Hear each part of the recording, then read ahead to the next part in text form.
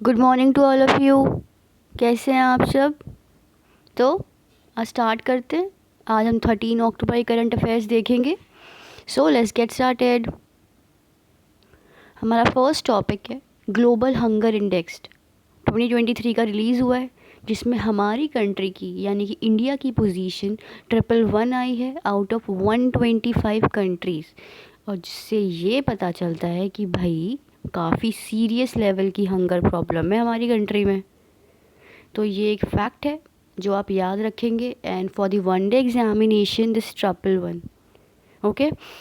और अगर कुछ और भी फैक्ट्स देखे जाएं इस रिपोर्ट्स के, तो उसमें ये पता चला है कि यहाँ तक कि पाकिस्तान, बांग्लादेश, नेपाल, श्रीलंका, इन सब के भी स्कोर्स इंडिया से बेटर है। भाई पाकिस्तान भी इंडिया से बेटर है। सी, अब ग्लोबल हंगर इंडेक्स है क्या? ये एक रिपोर्ट है जो कि एनुअल बेसिस पे पब्लिश होती है by world wide and world hunger life. ठीक है, by, this is very important, by whom? The world hunger life. Okay. अब कुछ इंडिकेटर्स हैं इस रिपोर्ट में। इंडिकेटर्स जैसे कि undernourishment, child stunting, wasting, mortality. ठीक है। अकॉर्डिंग टू दिस रिपोर्ट 2023 के according Belarus, Bosnia and Herzegovina, Chile and China top ranked countries हैं जिनमें हंगर लेवल बहुत कम है। That means they are good. But जो लीस्ट परफॉर्मर्स हैं, बॉटम में है, वो है Yemen, Madagascar, Central African Republic are bottom. So ये बॉटम कंट्रीज़ आप याद रखेंगे। और ये इंडिकेटर्स, इच फोर जो इंडिकेटर्स मेंशन है यहाँ पे, ये भी आप याद रखेंगे। Under nourishment, child stunting, wasting, mortality. उसके बाद बेसिकली जो आपका ये हंगर इंडेक्स है, इनमें बताया गया है कि भाई ये हंगर प्रॉब्लम है क्यों। ये रिपोर्ट्स में बताया गया है कि ऐसा इसलिए है क्योंकि भाई कंट्रीज़ काफ़ी टाइम से काफ़ी सीरियस इश्यूज से डील कर रही है। जैसे कोविड ले लो, क्लाइमेट चेंज ले लो। क्लाइमेट चेंज कैसे भाई? क्लाइमेट चेंज, कभी ड्रॉट है, कभी फ्लड्स है, एग्रीकल्चर क्रॉप्स हमारी डिस्ट्रॉय हो जाती है, और डिस्ट्रॉय हो जाएगी तो फूड की डिस्ट्रीब्यूशंस में कमी आएगी। फूड या तो बहुत अनअफोर्डेबल हो जाएंगे, है ना। ये सिचुएशन इस तरह से होती है। कोविड-19 पेंडेमिक में भी अनअफोर्डेबिलिटी बहुत ज़्यादा बढ़ गई थी, चीज़ें लोग कंजप्शन नहीं कर पा रहे थे। इसी तरह रशिया यूक्रेन वॉर का भी इशू डिस्कस हुआ था कि टमाटो प्राइसेस क्यों बढ़ रहे हैं, रशिया यूक्रेन वो वीट प्राइसेस क्यों बढ़ रहे हैं। तो ये इशूज़ इसमें बताए गए थे कि रिपोर्ट में कि भाई हंगर इंडेक्स जो इंडेक्स रिलीज़ हुआ है कि हंगर इतना ज़्यादा क्यों बढ़ गया है। तो ये इश्यूज़ थे। लेकिन गवर्नमेंट का क्या स्टैंड है? तो ministry of women and child development ने कहा है कि रिपोर्ट की जो मेथड्स हैं, कि जिस तरह से वो सिचुएशन को कैलकुलेट कर रहे हैं, वो उन्हें मतलब सेटिस्फैक्ट्री नहीं लगती। कि मतलब वो यू कैन नॉट से कि वो फेयर है, सब पे इक्वली अप्लाई हो रही है। ठीक है, ministry of women and child development ने ये कहा है। उसके बाद गवर्नमेंट ये भी कहती है कि इंडिकेटर जैसे कि स्टंटिंग, वेस्टिंग, ऐसा ही नहीं है कि क्लाइमेट चेंज की वजह से है, या फिर खाना नहीं मिल रहा है इस वजह से, न्यूट्रिशन नहीं मिल रहा है इस वजह से है, बल्कि काफ़ी और भी चीज़ें हो सकती है, जैसे कि जेनेटिक्स, सैनिटेशन, एनवायरमेंटल फैक्टर्स। तो उन्होंने बताया, गवर्नमेंट का जो स्टैंड था कि भाई जो आप रिपोर्ट में रीजंस मेंशन कर रहे हैं वही नहीं है, बल्कि जेनेटिक्स, सैनिटेशन, एनवायरमेंटल फैक्टर्स भी रोल प्ले करते हैं। तो इसी वजह से उनको लगता है कि उनकी जो ये रिपोर्ट है वो फेयर नहीं कर रही। वो मतलब बिल्कुल प्रोपोर्शनेट नहीं है, बिल्कुल सब पे इक्वली अप्लाई नहीं हो रही। उनका जो क्राइटेरिया है, जो मेथड्स है मेज़र करने का, वो प्रॉपर नहीं है। उसके बाद देखते ही हिडन हंगर क्या होता है। When a country like India is experiencing a severe micro nutrient deficiency, उसे हिडन हंगर कहते हैं। और माइक्रो न्यूट्रिएंट से हमारा मतलब है भाई माइक्रो यानी कि बहुत ही कम चीज़, बहुत ही स्मॉल। तो जो न्यूट्रिएंट्स हमें बहुत ही कम मात्रा में चाहिए होते हैं हमारी बॉडी को, लेकिन वो रोल में बेसिकली काफ़ी इम्पोर्टेंट रोल प्ले करते हैं ग्रोथ और डेवलपमेंट में बॉडी के। तो ये हिडन हंगर क्या कहता है? Micronutrient deficiency is called hidden hunger. Micronutrient deficiency is called hidden hunger. Poverty, फिर भाई ये बताया गया रिपोर्ट में कि और क्या क्या एस्पेक्ट्स हैं हाँ बेसिकली हिडन हंगर के।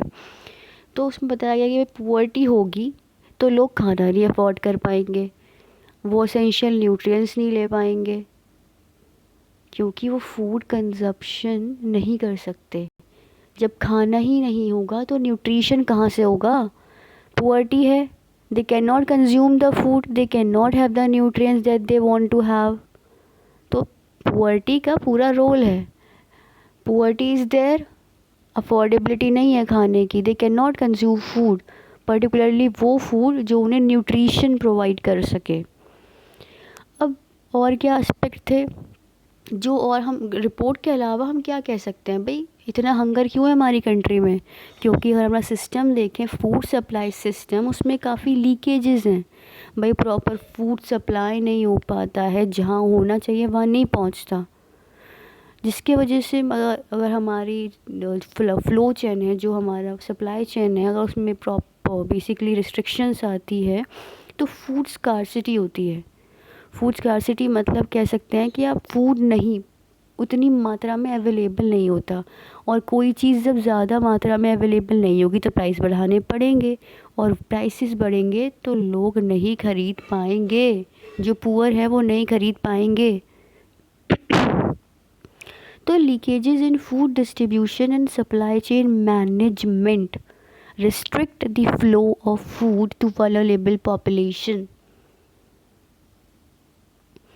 कुछ गवर्नमेंट ने भी इनिशिएटिव्स लॉन्च किए हुए हैं हंगर से डील करने के, जैसे कि आपका ईट राइट इनिशिएटिव है, ईट राइट इनिशिएटिव या movement which is the initiative of हमारे FSSAI, food safety and standard authority of India, जिसमें वो कंट्री के फूड सिस्टम को ट्रांसफॉर्म कर देंगे कि वो एक safe, healthy, sustainable food provide करे हमारी कंट्री को।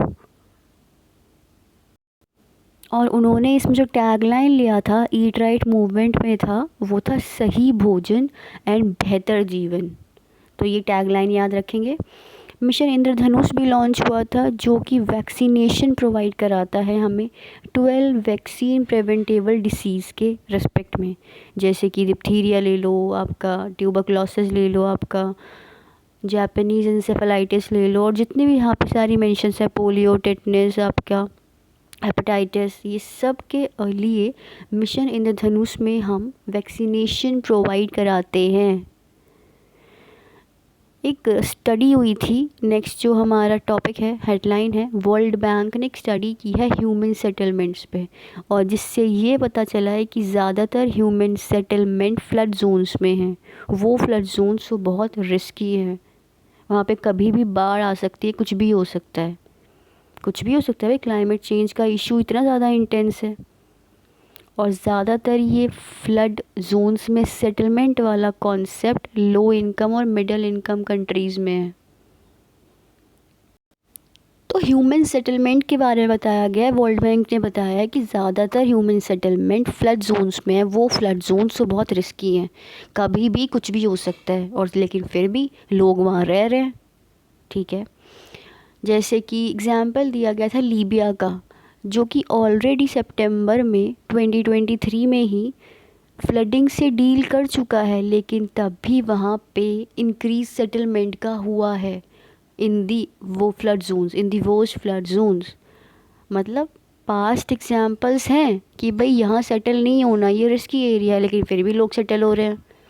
इसी तरह पाकिस्तान का एग्जाम्पल दिया हुआ है 22 और 23 साल का, जिसमें वहाँ पे भी फ्लडिंग के इश्यूज़ रहे थे 22 में 23 में, लेकिन तब भी वहाँ पे सेटलमेंट्स हो रहे हैं फ्लड प्रोन एरियाज़ में, वो भी इंक्रीज़, विटनेस एंड इंक्रीज़, वो भी 89-83% का इंक्रीज़ है।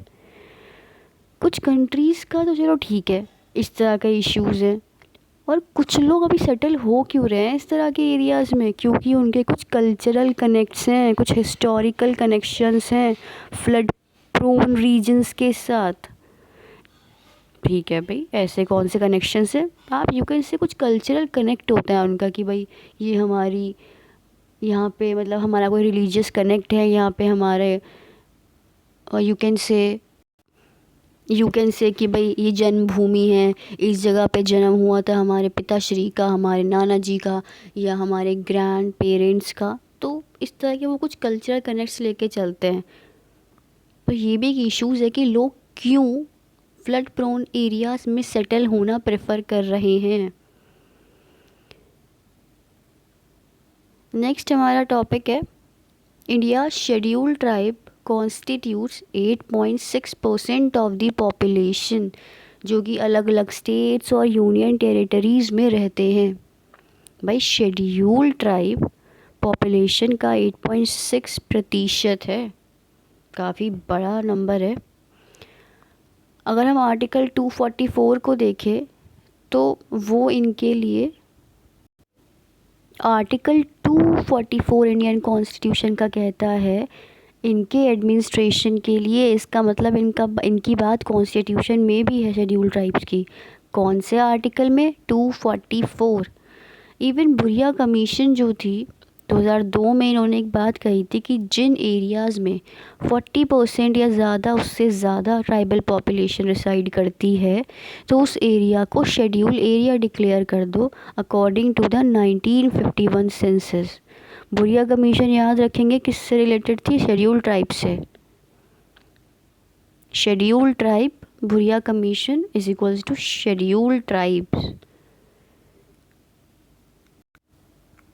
Tribal advisory council, president of India notifies schedule area. कौन नोटिफाई करता है? प्रेसिडेंट, कि इस एरिया को डिक्लेयर कर दो शेड्यूल एरिया। और अगर उन्हें डिक्लेयर कर दिया गया है तो वो ट्राइबल एडवाइजरी काउंसिल को स्टेब्लिश करते हैं ताकि वो गवर्नर को बता सके कि इनके लिए क्या क्या वेलफेयर स्कीम्स होने चाहिए और स्कीम्स में क्या पॉइंट्स होने चाहिए। तो उसके लिए ट्राइबल एडवाइजरी काउंसिल होनी चाहिए। ठीक है भाई। उसके बाद एक और एक्ट शेड्यूल ट्राइब्स के लिए, PESA, panchayat extension to schedule area act 1996, जिसमें हम ग्राम सभा को ये पावर देते हैं, ये अथॉरिटी देते हैं, तो वो भी डायरेक्ट डेमोक्रेसी के मदद से कि भाई हम लोकल सेल्फ गवर्नेंस प्रमोट कर रहे हैं, यानी मतलब with respect to schedule areas in local self government in schedule areas. तो शेड्यूल ट्राइब्स के लिए काफ़ी सारे बेसिकली गवर्नमेंट ने क्लॉजेस बनाए हुए हैं कि भाई प्रेसिडेंट आएंगे, वो शेड्यूल एरिया, उस एरिया को नोटिफाई करेंगे, वो ट्राइबल एडवाइजरी काउंसिल बनाएंगे, वो काउंसिल फिर गवर्नर को बताएगी कि इनके लिए कैसे वेलफेयर करना है, कैसी स्कीम्स बनानी है। फिर इनके लिए एक पीसा एक्ट भी है जिसमें हम इनको लोकल सेल्फ गवर्नेंस करने के लिए प्रमोट करते हैं, एम्पावर करते हैं ग्राम सभा को कि भाई वो प्रायोरिटाइज़ करें local self governance for schedule areas. ठीक है भाई। उसके बाद आर्टिकल 244 क्लॉज 1, अभी पीछे हमने पढ़ा कि आर्टिकल 244 है जो कि शेड्यूल एरियाज़ के लिए है। अब शेड्यूल एरियाज़ में 5th शेड्यूल अप्लाई हो जाता है in the states but other than Assam, Meghalaya, Tripura and Mizoram. Article 244 5th schedule apply तो करता है शेड्यूल एरियाज़ में, लेकिन इन स्टेट्स को छोड़ के। और जो क्लॉज 2 है वो 6th शेड्यूल अप्लाई करता है इन छोड़े हुए स्टेट को। तो 5th schedule for schedule areas and 6th schedule for Assam, Meghalaya, Tripura and Mizoram. ये भी याद रखने की चीज़ है।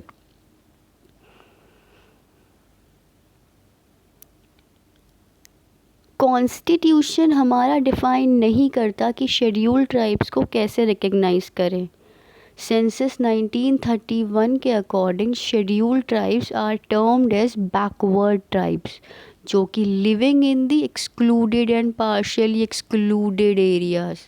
एक्सक्लूडेड मतलब जिन्हें मतलब निकाल दिया गया हो, हटा दिया गया हो, या पूरी तरह से ना हटाया गया हो बट हटा दिया गया हो, उस कैटेगरी में ये लोग आते हों, ये एरिया आता हो। ठीक है। Government of India Act of 1935 called for the first time for the representation of backward tribes in the provincial assemblies। ये एक इम्पॉर्टेंट स्टेटमेंट है।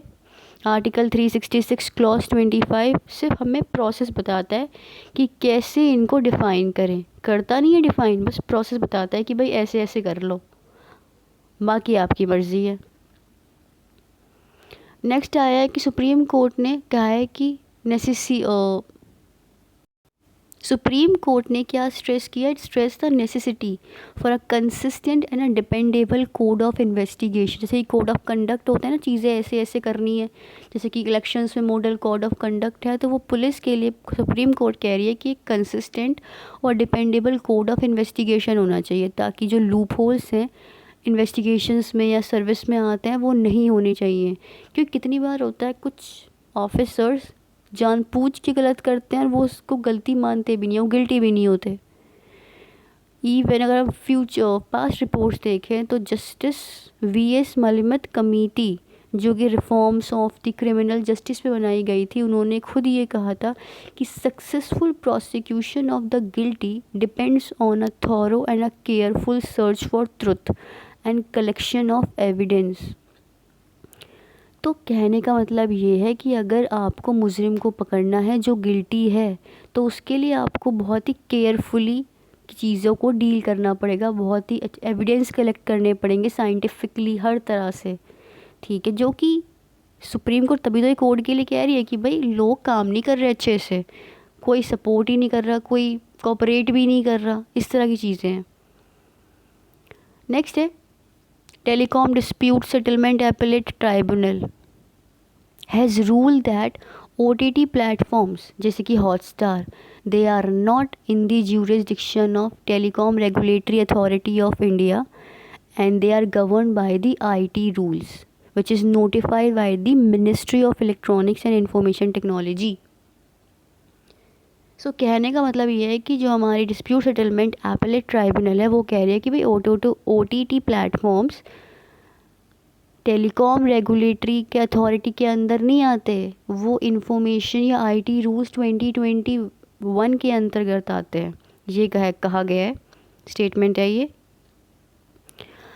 OTT प्लेटफॉर्म्स क्या होती है? They are audio video hosting and streaming services which started out as a content hosting platforms but soon branched out in the production and release of short movies, feature films, documents, web series. ये कुछ नाम्स हैं आपके पास जो हमारे OTT platforms हैं। Disney, Netflix हम सब जानते हैं, अमेज़ॉन प्राइम, उसके अलावा Hulu, peacock, curiosity stream, Pluto TV। तो OTT प्लेटफॉर्म से हमारे ब्रॉडबैंड का कोई लेना देना नहीं होता, कोई सैटेलाइट का लेना देना नहीं होता। They just provide us audio video streaming services in the form of short videos, short films, feature films, documentaries जैसे कि कंसिडर धोनी पे बन जाए कोई डॉक्यूमेंट्री, या कोई वेब सीरीज़ दे देते हैं। OTT प्लेटफॉर्म्स में ब्रॉडबैंड सर्विसेज का लेना देना नहीं होता, ब्रॉडबैंड या केबल कनेक्शन नहीं होता है, इसलिए इनको OTT कहते हैं हम, ठीक है। उसके बाद what is telecom dispute settlement and appellate tribunal? It consist of a chairperson plus 2 members which are appointed by central government, or the selection of the members is done by central government but in consultation with Chief Justice of India. जो civil courts हैं हमारी, they do not have jurisdiction to entertain any matter with the TDSAT, ठीक है। Civil courts इनके matters से deal नहीं कर सकती। इसका यहाँ पे ये कहा जा रहा है कि जो telecom dispute settlement and appellate tribunal है वो जिन केसेस से डील कर सकती है सिविल केस, उनके मैटर्स, सिविल कोर्ट्स उनके मैटर्स में इंटरफेयर नहीं कर सकते, ठीक है। यहाँ तक कि कोई order which is pass by this appellate tribunal is executable as a decree of civil court and it has the power of civil court. Now next है what is consumer food price inflation? So consumer food price inflation is a specific measure of inflation जो कि सिर्फ exclusively किस पे focus करता है? Prices change with respect to food items in a consumer basket of goods and services। खाने पीने की चीज़ों में प्राइसेस में जो चेंजेस आएगा ये सिर्फ उन्हीं पे फोकस करता है, उससे ज़्यादा ना उससे कम, सिर्फ food, specifically food. That's why it is called consumer food price index या इन्फ्लेशन। इन्फ्लेशन मतलब price rise. So it calculates the rate at which the price of food products consumed by the average household are increasing over time. ठीक है भाई, इन्होंने कहा है it calculates the rate कि लोग जो एवरेज हाउस होल्ड जो कंज्यूम कर रहा है फूड प्रोडक्ट्स, उनका प्राइसेस बढ़ रहा है, डेफिनेटली महंगाई बढ़ रही है. अब consumer food price inflation consumer price index का ही एक पार्ट है, जहाँ पे reserve bank consumer price index को यूज़ करता है कंबाइंड फॉर्म को फॉर दिस पर्पस. फॉर कौन से purpose? For finding out the food inflation by the consumer food price index. तो उन्होंने कंज्यूमर प्राइस इंडेक्स का ही सब डिवीज़न कर दिया है कंज्यूमर फूड प्राइस इंडेक्स, जो कि ट्रैक करेगा prices changes of a specific basket of goods that are commonly consumed by households, जैसे कि सीरियल्स हो गए, वेजिटेबल्स, फ्रूट्स, डेयरी, मीट और अदर स्टेपल्स. उन्हीं चीज़ों के प्राइसेस देखेंगे कि उनमें क्या सीन है, कोई इंक्रीज़ हो रहा है प्राइसेस में, कोई डिक्रीज़ हो रहा है. तो consumer food price index is a sub component of a consumer price index where the Reserve Bank of India uses the combined form of consumer price index for this food price calculation. Consumer price index क्या होता है? इसे हम retail inflation भी बोलते हैं. इस पे हम चेक करते हैं the prices of goods and services that consumer buy for personal use increase over time. क्या प्राइसेस है, कोई बेस बना लेते हैं, फिर चेक करते हैं इंक्रीज़ हो रहा है, डिक्रीज़ हो रहा है फूड प्राइसेस का. प्राइसेस 4 टाइप से कंज्यूमर प्राइस इंडेक्स होते हैं. एक होता है इंडस्ट्रियल वर्कर्स के लिए, जो कि लेबर ब्यूरो कैलकुलेट करती है. फिर होता है एग्रीकल्चर लेबर के लिए, वो भी लेबर ब्यूरो कैलकुलेट करती है. फिर होता है रूरल लेबरर्स के लिए, वो भी लेबर ब्यूरो कैलकुलेट करती है. And fourth one for the urban non-manual employees, it is compiled by the Statistical Office in the Ministry of Statistics and Program Implementation. तो कंज्यूमर प्राइस इंडेक्स स्टार्टिंग के 3 for the labour bureau and the fourth one by the national statistical office under the ministry of statistics and programme implementation. Next है comprehensive nuclear test ban treaty, which is a multilateral treaty. It aim at banning जितने भी nuclear explosives devices, जितने भी nuclear explosions हैं, चाहे वो military purpose के लिए हों या पीसफुल पर्पस के लिए हों, तो इट बैन ऑल दिस. और ये पहली बार कब ये comprehensive test ban treaty news में आया था? जब से कोल्ड वॉर चल रहा था between US and Soviet Union, जहाँ पे वो एक न्यूक्लियर आर्म रेस में इन्वॉल्व थे. तब से comprehensive nuclear test ban treaty का बेसिकली हाईलाइट हुआ था. And it was negotiated at the conference on disarmament in Geneva. This comprehensive test ban treaty, जो कि ratified by 44 specific nations, but 8 of these yet to ratify, जैसे कि Israel, Korea, Pakistan, India, China, US, Egypt and Iran. Nuclear proliferation treaty is an international treaty जिसका objective है to prevent the spread of nuclear weapons and the weapons technology, to promote the peaceful use of nuclear energy and to further the goal of disarmament. So ये एक international treaty है जिसमें हम क्या करते हैं, वी ट्राई टू प्रिवेंट और reduce the spread of nuclear weapons, कि भाई किसी कंट्री को ना प्रोवाइड करे जाएं किसी भी पर्पस के लिए, उसे रिड्यूस करना है, प्रिवेंट करना है. ये कब साइन हुई थी? 1968 में, entered into force. So it is signed in 68 and entered into force in 1970.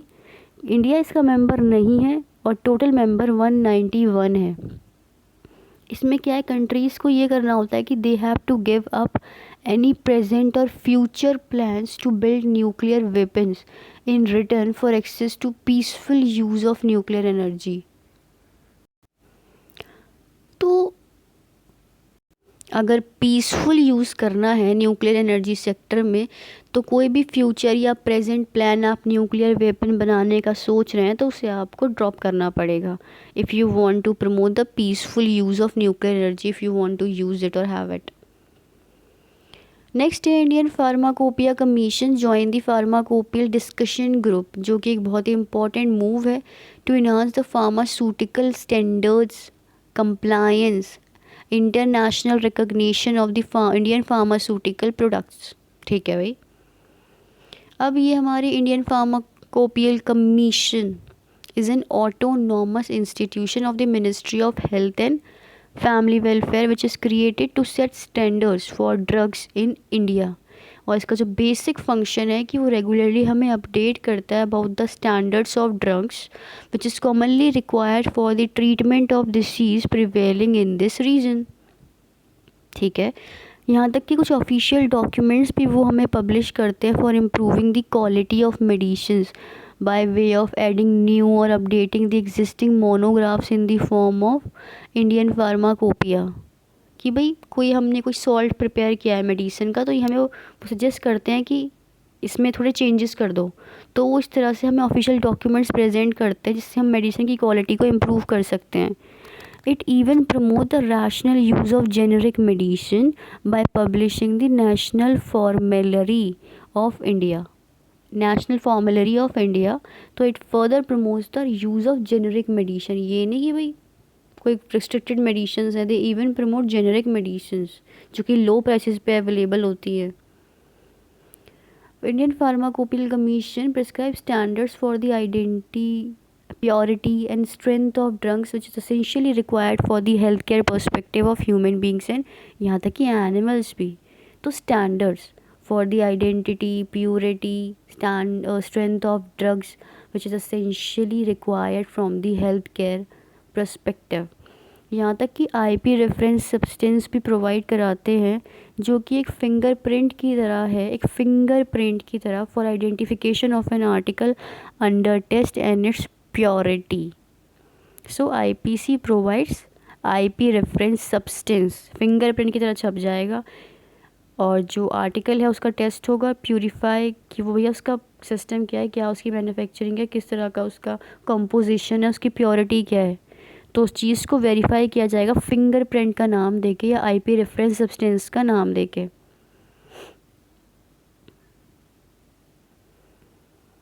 Recently it has been discovered that certain creatures like insect, bat exhibit positive negative phenomena of phonotaxis। Certain creatures like insect, bat, they exhibit positive and negative phenomena of phototaxis in response to the existing environmental and anatomical conditions। अब ये phonotaxis होता क्या है? एक response होता है, it is a movement by an animal in response to sound। कोई आवाज़ सुनना और फिर एनिमल उस आवाज़ को सुन के किसी तरह कोई रिस्पॉन्ड करे तो उसे फोनोटेक्सिस कहते हैं। इट इज़ ज़्यादातर ये आपको क्रिकेट्स में, मॉथ्स में, फ्रॉग्स में, टोड्स में देखने को मिल जाएगा। एक फोटोटेक्सिस भी होता है जिसमें साउंड की जगह लाइट इंटेंसिटी पे एनिमल रिस्पॉन्ड करता है, हाई इंटेंसिटी के अकॉर्डिंग, रेड लाइट या ब्लू लाइट, इस तरह से वो फोटोटेक्सिस होता है। लाइट के लिए फोटो, यहाँ है फोनोटेक्सिस साउंड के लिए, it is specifically for sound. The purpose of positive phonotaxis is कि females of a particular species, यहाँ तक कि those of crickets and frogs, they are attracted to the sounds which is made by males. So it happens when the female of a particular species, including those of moths and crickets, are attracted to the sounds made by males, जैसे कि Mediterranean house गीकोज। Okay, example है। Next है, union cabinet has approve the establishment of N autonomous body, मेरा युवा Bharat, my Bharat, एक ऐसा system, एक ऐसा platform which is powered by the technology for youth development and youth led development. My Bharat is an autonomous body benefit the youth in the age group of 15 to 29 in definition with the youth which is there in the national youth policy.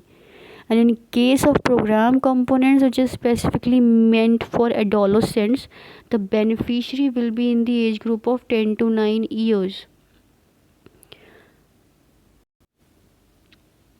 So my Bharat is an autonomous body which will benefit the youth in the age group of 5 to 29, जो कि जो 5 to 29 वाला range है वो हमारा youth policy में जो youth की डेफिनेशन है उससे मैच करता है. और in case of programme components which is specifically mean for adolescents, तो देन हमारा एज ग्रुप 10 to 19 रखा गया है. उसके बाद Indian army under going a significant transformation with the potential conversion of its logistical and transport units into territorial army. So Indian army undergoing this transformation, and the territorial army function का क्या काम होता है is to relieve the regular army of static duties and provide a crucial support during emergencies and disasters. Territorial army static duty जो है इनका काम क्या है. स्टैटिक ड्यूटी से हमारा क्या मतलब था, जो भाई उनका रोज़ का काम है कि बॉर्डर पे खड़ा होना है, यहाँ शूट करना है, ऐसे प्रैक्टिस करनी है, एक एक रेगुलर डिसिप्लिन जो उन्हें फॉलो करना है कि ये चेंज नहीं हो सकता, तो ये चेंज करेंगे हम. So that's why it is under going a kind of transformation, जिसमें हमने उन्हें रिलीव कर दिया है उनके रेगुलर डिसिप्लिन से, और अब उन्हें कहेंगे कि भाई वो इमरजेंसीज या डिज़ास्टर के टाइम पे भी सपोर्ट प्रोवाइड करें. नेक्स्ट है, as there is a conflict which is going between Israel and Palestine, US has deployed the USS Gerald R. Ford Carrier Strike Group to the Eastern Mediterranean, demonstrating a support for Israel and a carrier role in military operations. तो USS ने क्या deploy किया है कि भाई हम Israel के साथ हैं, इसको प्रमोट करने का तरीका है उन्होंने एक स्ट्राइक ग्रुप को वहाँ पे लॉन्च कर दिया है, the USS Gerald R Ford carrier strike group to the eastern Mediterranean. ये नाम याद रखेंगे, the R Ford carrier strike group. Israel की बात करें तो वो कोई नाटो मेंबर नहीं है, non Atlantic treaty organisation, but वो एक नॉन नाटो अलाय है. Join this status of non-NATO ally with 30 countries including Japan, South Korea. Russian president, next है, the Russian president Vladimir Putin embarked on his first foreign trip since International Criminal Court, जिन्होंने उन्हें arrest करने की मतलब warrant issue किया था, raising international attention and scrutiny. तो recently उन्होंने कैंसिल किया है अपना फर्स्ट फॉरेन ट्रिप, क्योंकि उन्हें इंटरनेशनल क्रिमिनल कोर्ट ने क्या डिक्लेयर किया, एक अरेस्ट वारंट. नेक्स्ट है, union road transport and highway minister Nitin Gadkari announce the approval of a 7 bridge project in Arunachal Pradesh.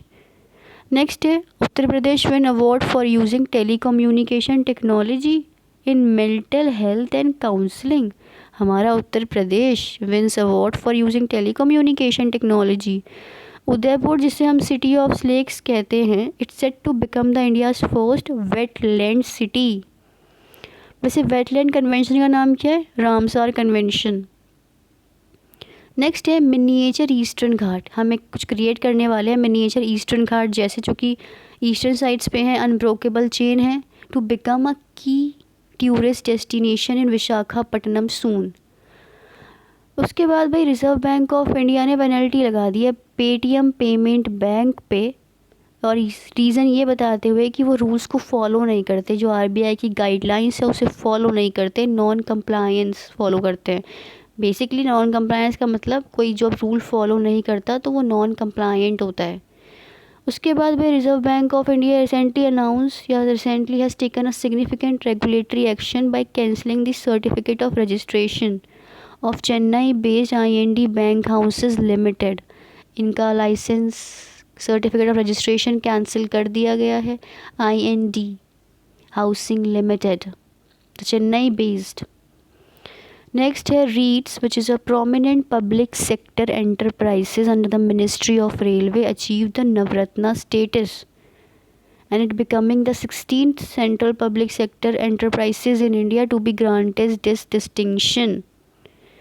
Recently हम आपको न्यूज़पेपर अपना क्वेश्चन मिल सकता है, किसको रिसेंटली नवरत्ना स्टेटस प्रोवाइड किया गया है, आरटीएस.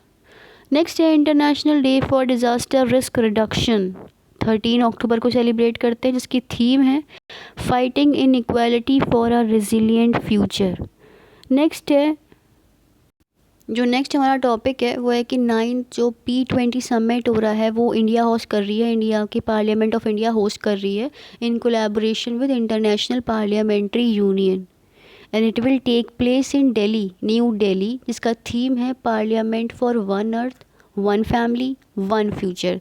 तो 9P20 समिट इंडिया में हो रहा है 2023 का इन collaboration with international parliamentary union.